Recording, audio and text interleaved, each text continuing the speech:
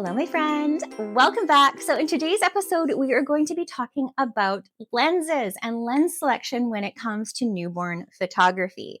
So, when you're first getting started, a lot of the times you're going to get your brand new camera and you're going to be getting your kit lens. And a lot of the times, the kit lens does not stop down to the wide open range that we really like with our primes for newborn photography.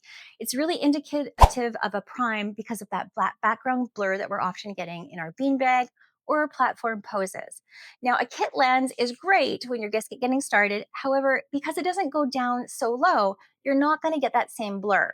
I do have a little hack in Photoshop though. If you want me to share that with you, let me know in the comments and I'll do another video on that. But my two favorite lenses for newborn photography are the 50 millimeter.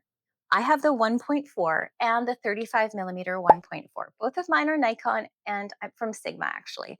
I'm shooting with my Z9 camera. It's a full frame and I love it. But if you're shooting with a crop sensor camera, if you have a 50 millimeter, it's going to be acting more like an 85 just because of that crop sensor. So your 35 will actually act more like a 50. I know, clear as mud, right? So, with newborn photography, we really want to have that yummy background bokeh blur. And so, my pick would be the 50 millimeter. That is my overall lens that I love the most. What I find with the 50 millimeter is I can be close to baby, but still get that really yummy blur in the background. I like to shoot around f1.8, f2.2, just sort of depending on the look I'm going for.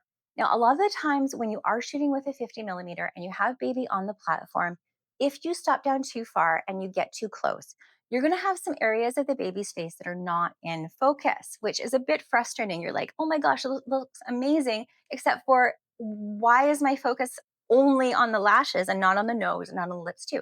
It's because you're too close and it's because you're too stopped down. So my solution to that is stopping up a little bit, backing up a little bit, and be able to get that baby's face nice and sharp, and you'll be able to get that yummy background blur in the background too. Now, the next lens I would suggest would be the 35 millimeter. This is what my workhorse. I've used this for years. Now, the caveat with the 35 millimeter is it does cause a little bit distortion on full frame.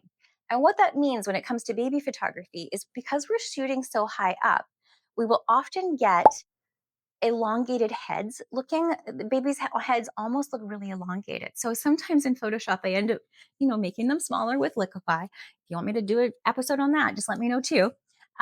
Just to make sure it looks how it's supposed to look. So that is the one thing with the 35. I do love the versatility of the 35 because I'm able to do those close-up shots, still get the blur. It's really nice to be able to do the aerial shots, sibling shots, all those ones that require just a little bit more space that the 50 millimeter doesn't have. So if you're just getting started, those would be my two suggestions.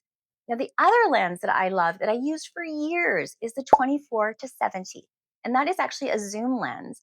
It only goes down to 2.8. It is a great lens, but you're not going to get that same blur that you get in the background with the other primes. It is great though, because when you have to move less, you have to move your body less. So that's one thing I did actually really like about it. I was having some back trouble at the time. So I found like moving my body less during that time period was great. I sort of just learned how to use the 24 to 70 in a way that I could work with my newborn sessions. I do love the look of the 50 millimeter though. I would have to say is my favorite. And especially if you're doing prop shots on say like a wood wall or a cream wall, just you're gonna love it. And sometimes I actually do use my 85. So making sure that I'm always using a spotter in those instances when I've got a baby in a prop and making sure that she's nice and close. But the 85, I will shoot at about f2. I'll back up and just make sure I've got that yummy blur in the background. That's really what I'm looking for. So if you have a kit lens, you're going to get frustrated because you're not going to get that same blur. It is what it is. There's really nothing you can do about that with your camera, but in Photoshop, you can add some lens blur and different things like that. So, and another lens that if you are just getting started, you might want to add to your wish list after a few years is the macro lens. I have the 105. And it's funny because I really don't use a lot of macro photography, but it's something that I'm trying to add more into my sessions because they're so beautiful and parents love them. And just using the macro, the one thing I really will say about the macros is a lot of the times they really hunt for focus. So if you're a natural light shooter, it's going to really be hunting for that focus for something of contrast. So that's what you're going to really want to be looking for, because it really will go in and out of focus while you're working, and you're going to be frustrated. You're like, why won't it catch focus? It's because of low light situations typically. Sometimes when I'm in a shoot and I'm shooting studio light, I will still find that too, because sometimes the modeling lamp just doesn't feel like it's strong enough either. So those would be my tips for my lenses. Number one would be the 50 millimeter. Number two, the 35. Number three, 24 to 70. Number four would be the 105 macro. And number five would be the 85, but I use that outside too. So I really hope that helps. If you have any questions, please, please, please don't hesitate to shoot me a note in the comments. I'd like to answer them. You can reach me at lisa@themilkyway.ca, and you can find me all over the socials at Milky Way Fun. So I hope you've enjoyed this episode, and I will see you next time.